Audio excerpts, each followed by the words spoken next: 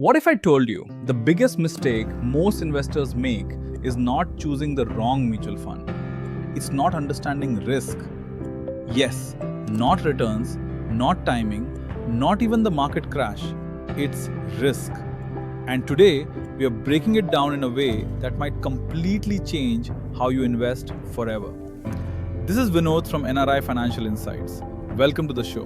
Before we dive in, a quick but important note. This podcast is for educational and informational purposes only.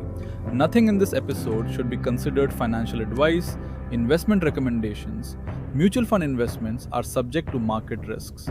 Past performance is not indicative of future results.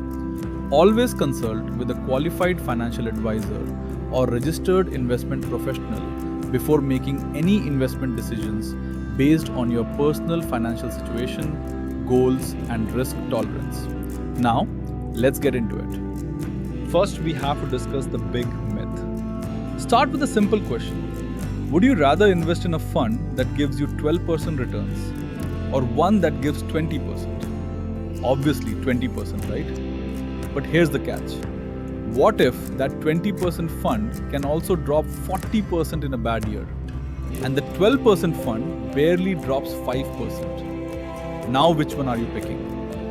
This is the heart of risk versus return. Most people chase returns. Smart investors understand the trade-off. Next, what is risk? Risk is not just losing money. That's too simplistic. Risk is uncertainty, volatility, and the possibility that your investment behaves differently than expected.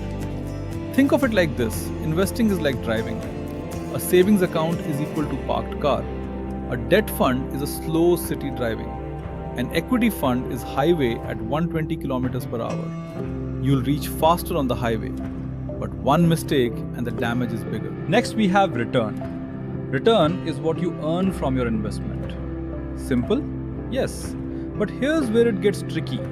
Returns are not fixed, not guaranteed in most mutual funds, often misleading in the short term. That 20% return you saw, it could be a one-year spike, a lucky market cycle, or even marketing cherry picking.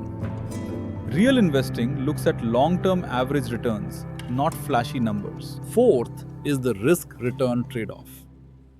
Here's the golden rule. Higher returns always come with higher risk. There is no exceptions.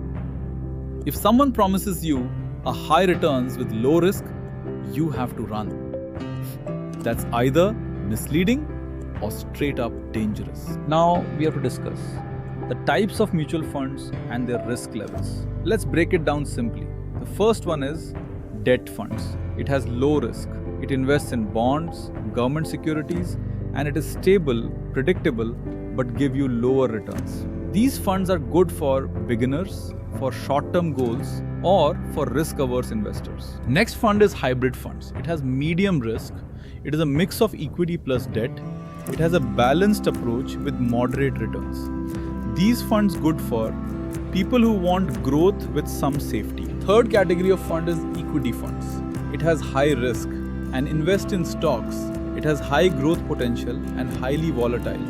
It is good for long-term investors and people who can handle ups and downs. Now we have something nobody tells you, the volatility. Most investors don't lose money because of bad funds. They lose money because they panic. Market falls 20%, they sell. Market recovers, they re-enter late. That emotional reaction, that's where real damage happens. Volatility is not the enemy, your reaction to it is. Next is measuring risk. It is a simple version. You don't need a finance degree, but here are 3 key ideas. First, check the standard deviation of the fund. It means how much returns fluctuate. If it is higher, means more risk. Then check the beta of the fund. It means how sensitive a fund is to the market. If beta is greater than 1, the fund is more volatile than market. Then you can check the Sharpe ratio. It is the return per unit of risk. Higher the Sharpe ratio means better risk-adjusted return of the fund. In simple terms, not how much you earn, but how much risk you took to earn it. Now we have a powerful insight. Time changes everything. Risk decreases with time. Yes, really. If you invest in equity funds, For the 1 year, it is very risky. For 5 years, the risk is moderate, and for 10 plus years, relatively stable historically. Why?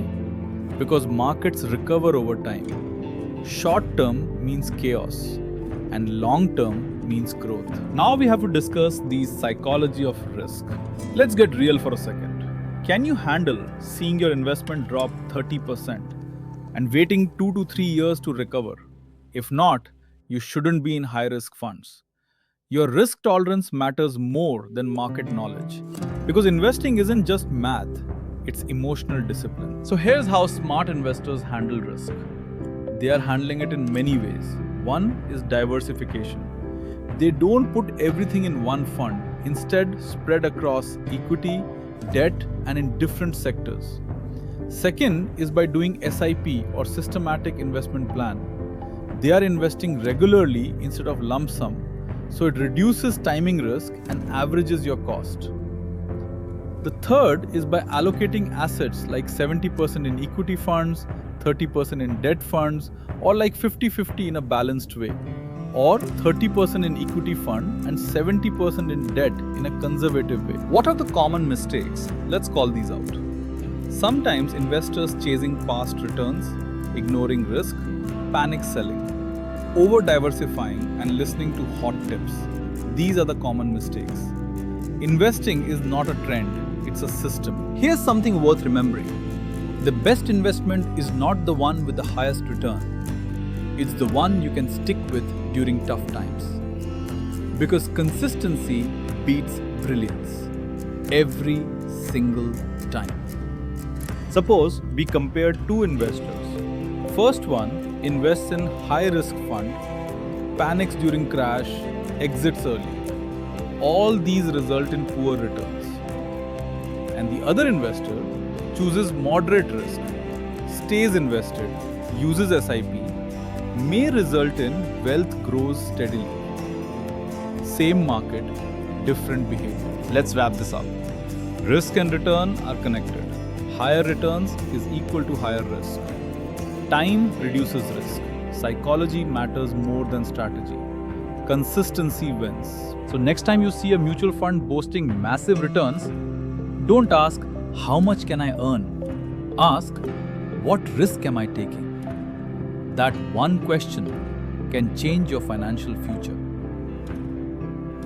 If you enjoyed this episode, share it with someone who's starting their investing journey.